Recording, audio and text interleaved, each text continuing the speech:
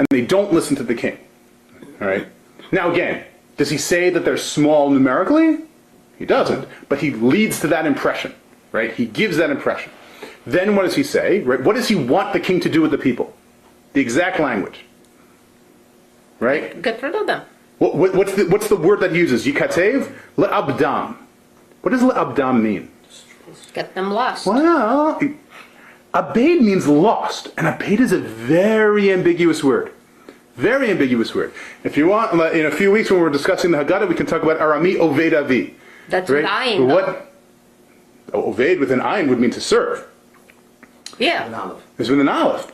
So the question is, was it my father is a wandering Aramean? Was it an Aramean tried to destroy my father? Not only that, right? What's the most common example of the root Ovad? We say it every day, several times in davening, right? Oved appears in Shema, and Oved appears in Shemona Esrei. Where does it appear in Shema? Right? If you don't listen to Hashem, what's going to happen? What does that mean? Does it mean you'll be destroyed from the land that God gave you? It doesn't make any sense. Why not? You can't be destroyed from the land that God gave you. You'll just be destroyed. Destroyed, yeah. Even Art Scroll doesn't translate it as destroyed. Right? What does it mean? You'll be banished. Even Art Scroll translated it as you'll be banished. Right? Because in context, that seems to be what it means. What's the difference between being banished and being destroyed? Being destroyed would mean everybody's killed, presumably. Right? Oh, I'm banished. Being banished just means you'll be exiled, right? Okay. Banished seems to mean exile. Okay. But it can also mean to be lost. It can mean spiritually lost. It can be physically lost, as in you don't have a direction. But when we say V'lo Malshinim in Shemona Esrei, right? V'lo Malshinim al tihi tikva v'chol haresha karega toved. Right? Does it mean that wickedness should be banished? It means wickedness should be destroyed. Right? The same word, completely different meanings. So now remember, did Haman come before King Achashverosh and say the word, right, Yikatev le'abdam, or those the words that came out of Haman's mouth in real life? No, Haman didn't speak Hebrew, right? So the question is, why is the author of the Megillah using this incredibly ambiguous word? So if you look at the whole thing, right, what's going on? There seems to be this big financial transaction. Right? Haman is like, and 10,000 talents, I'll weigh them out and I'll give them to the doers of the work and they'll put it in the king's treasury. And even when Mordechai repeats it to Hatach, he does the same thing. He talks about how he was going to weigh out the money and give it to... It's a strange thing, right? If he's just saying, right, the way we commonly think about it is that Haman's saying, here's a check for 10,000 talents and I get to kill the Jews. But that doesn't make sense if you really think about it, right? Can you imagine if there's like an intern going to a resident saying, so we found these malignant tumors, and here's $500 if you let me excise them. Like, wasn't that all to pay off the soldiers, whoever's going to commit the... But why is Haman personally paying for the soldiers to kill the people who don't listen to the king? He's like, there's a civil war against you, and I want to pay mercenaries to kill them for you. Isn't he going to get the money from the people that are getting lost? Right, so the impression he's saying is, we're going to get money from the people, right? We're going to get money. But how do you get money from people? Killing them doesn't get you money. How do you get money from people?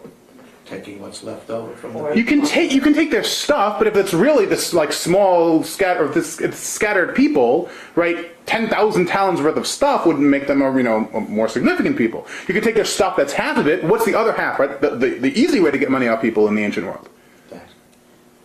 Well, sell them though as slaves, right? The distinct impression you get from Haman's speech is that, like, who are the Osei Melacha, right? The Osei Melacha are the slave traders, right? And what's going to happen is these people will be sold into slavery, their stuff will be forfeit, and it'll go in the king's treasury, right? That's the impression Haman is giving. But he uses the word abed, which is a very ambiguous term. So what happens, right? So the king says, okay, fine, it's this right? The king is under exactly the impression Haman wants. If this small people, you'll sell them into slavery. Then what actually happens? What's the decree Haman actually puts out? It says, not le'abed, le'hashmid, le'harog le'abed, right? To kill, to destroy, right? To murder everybody, right? And again, Haman doesn't tell the king, it's the Jews. But you can be sure that decree definitely says to kill the Jews. So what happens? Who picks up on this? Who notices that there's an issue there? So Mordechai. Can we just go back for a second? Sure. Why would we use abed two different ways? To point out Haman's treachery, right? In this, the Baal Megillah is using it. I mean, presumably he used some, Farsi or Persian equivalent of an ambiguous term that could be used both ways. But what happens is, right, to show that when Haman came to the king, he gave this impression, but then when he came to the decree, There's no room for questioning there. Isn't he nervous about the risk he's taking? So isn't he nervous about the risk he's taking? And but also, first of all, again, informational bottleneck, he controls the flow of information to the king, but also, if he needs to go to the king, right, if the king finds out about it, right, he's going to go to the king and say, well, I told you. Did he say anything that's a lie? Are they a scattered people? Yes. Right? Is the word abade in there? Yes, abade can mean, he was, okay, there was some miscommunication. And is he worried the king will say, oh, no, we need to withdraw that decree? Is he worried about that? No, he's not going to withdraw it. Right? And Mordecai, right, that's the major crisis. The major crisis is, even if somehow you could convince the king of whatever, the king still isn't going to withdraw the decree. So Mordecai finds the wiggle room, because if you notice, right, I have a again, question. Why do you say Osei HaMelacha is selling them as slave? Osei HaMelacha are the people that do the work, again, ambiguous term. hired to kill them. Well, you can read it that way. Again, you can read it that way. Because this is what he's exactly saying. Well, it doesn't say that. It doesn't say that explicitly, for sure. It just says, "I will give it those who do the work." That's all. Eshkol al yedei Osei HaMelacha. Right. That's all he says. I will give it, and I will weigh it out in the hands of those who do the work. That's all it says. What kind of work? Again, it's ambiguous. Ambiguous. The point is that in the context of being obeyed a people and getting money off of it, the logical conclusion would be to sell them as slaves, because that's how you make money off people. That would be the logical conclusion. But what does Haman do when he's talking to Atach, right? So Esther, right? Esther sees that Mordecai is in mourning, and she realizes that there's a problem. So she sends him clothes. By the way, why is she sending him clothes? Right? It's not because his tailor's on vacation. She's sending him clothes because she's saying, you can't go before the king, or you can't go to the royal court, right, dressed in sackcloth. It won't even let you in. She's giving him new clothes as a signal to say, get off your duff and do something, right? And what's Mordecai's response? I can't do it. This one's on you. Right, this one's on you. And what does he do? But he points the way to her. Right, he points the way. He says, right, if you read very carefully the psukim in Perek Daled, right, he tells her first that pasuk we read before, right, pasuk Zion. He tells her everything that happened and the money that was going to get weighed out. Right, that Haman said to give about the Jews in order to Abdam. Right, that's all it is. Right, he says, he's telling us there, this is what Haman said. There was going to be a money exchange in order to be obeyed the Jews. Next pasuk. And then he pulls out an actual copy of the dot. He pulls out an actual copy of the decree, which is to go to the Jews and destroy them. And he gives her a physical copy. What's he pointing out to her? Right, the difference between what Haman said and what Haman did. He's saying you should use this in order to undo Haman. And of course, right, she sets it up very nicely by saying, like, I want to go to the, right, she goes before the king, and the king says, what do you want? He says, I want to party with you and Haman. Right, the implication being, if I want to talk to people in power, it needs to be you and Haman. Right, sort of praying again at the king's insecurities. And again, praying it like the king saying, well, is Haman getting too powerful? Is there going to be a coup? Right? And then Haman makes it even worse for himself, right? That night the king can't sleep, possibly because he's thinking, like, why is there a special party with me and my wife and Haman? And Haman comes knocking on the door, and again, the king happens to be reading all about Mordecai, and for us, we don't really think about this, because the thing about what Mordecai did with Bigtan and Teresh happened 2 prakim ago. So we think it happened yesterday. In reality, when did it happen? Right, it happened 11 years ago.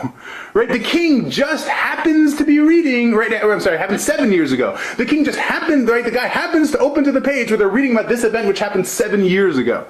Right, again, showing again the divine hand is there. It's just not explicit.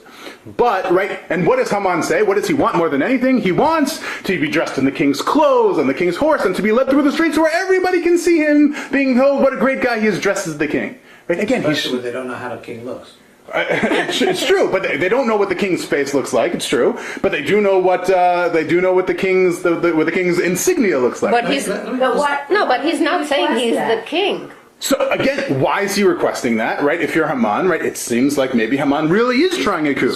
Right? He really is trying to. It seems like you're pretty stupid if you're being that. It could well be. And what happens? Indeed, what happens? Right? You'll notice, by the way, his wife begs him not to go, and he doesn't listen to her. But to go to the king that night. But what? And then what happens? Right, the next day at the party, right? What does Esther say? She says, "I have a request for the king. Why? Because we're going to be destroyed. We're all going to be killed.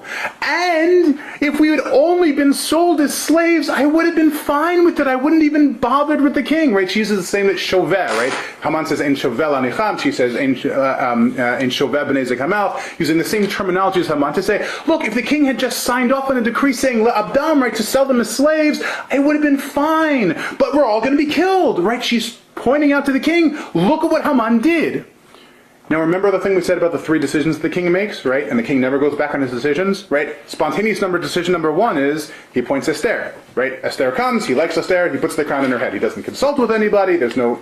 Second, number 2, he promotes Haman to be the chief prime minister. Again, doesn't say he consulted with anybody, he just does it.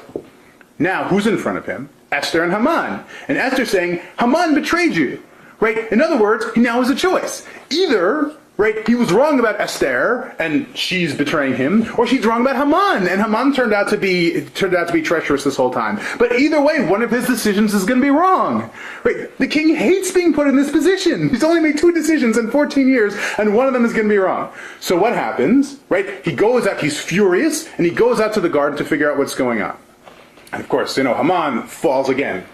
The pasuk number 1 is Haman standing to request mercy from Esther. Pasuk number 2, he falls, right? Again, the words of standing and falling being an important motif at the Megillah. And the king comes in and he says, Hagam lechbosh et hamalka imi bebayit. Are you going to conquer the queen when I'm still in the palace, when I'm still in the house? The word conquer being very significant, again, showing that the king is concerned with the political ramifications. And what else, right? Why is it so bad to be conquering the queen, right? It's not just, I would say, no person claiming the throne. Exactly, right? We see this, right? We see this throughout Tanakh, right? What does it mean when somebody's consorting publicly with the wife of the king? What was it? Law of Malchut was even the concubines, even when the king has died, you never touch anyone who is considered the mate in whatever position. But where do we see that? Where did somebody who went to the throne? Absalom! Exactly! When Absalom has a coup against David and he wants to prove to everybody that he's the king, what does Achitophel tell him? Go take the concubines and consort with them publicly and everybody know that you're claiming the throne. Right? So, No, not necessarily even that's by Absalom. Right. But throughout. Right, I understand. It's off limits. Right, exactly. Could we take one step back on this thing over here? This hypothesis about Aved. Oh, let's just finish one more thing and then we can take a step back, right? Which is at this point, right, they cover the face of Haman. Pnei Haman chafu. Why are they covering the face of Haman? What does that indicate about his status? He's no longer... Well, not he's a dead man in the sense of like it's an indicator. It could be some sort of Persian indicator he's a dead man, but if they cover his face, what can he do? What's his status no longer? He's not PM. He's not, I'm sorry? He's not the Prime Minister. Right! He's no longer Ro'ei Pnei HaMelech. He's no longer allowed to see the face of the king. Right? His title is one of the Ro'ei Pnei HaMelech. They cover his face. He's no longer allowed to see the king. He's no longer allowed to communicate with the king. He can't plead his case. Right? And then, of course, what happens, right? Haman walks in. Haman has the gallows, 50 amot high in order to impale and display the body of Mordechai. And the king says that he should be hanged upon. Okay. That's Rav Avshalom's approach. Rav Shalom's approach. I'm sorry. We can turn to Rabbi Foreman in a moment. This is Yitzhak Shalom? Yes. Okay. Okay. So now turn to Rabbi Foreman's approach, right? Which we will have to do even more briefly than anticipated, but we'll hopefully try and do some justice to it. From many different places. The one who wrote on the Gracious. Yes. That's how he's really. So. I don't think he's from Wyoming. Yeah, I think it's the same format. Rabbi David Foreman. I don't have his bio in front of me. I apologize. All right, but he has written a book on this particular subject, which is an excellent book. One second, just one Okay. little thing. On the FA, first of all, I want to ask you questions on the hypothesis that he was thinking of dispersing them even further in the role of being slaves. Let's sell them out. To who? Mehoda liat kush. Where are you going to sell them? That's number one. Who's going to buy them as a slave? You own everybody in the land. I mean, what's the next thing is, now, when we talk about the Jewish people at this time, I mean, we were perceived as of royalty. I mean, when did we lose the position? When we were taken into Golut, at the very end of Malach and Bet, the very end, we were already given a very high status in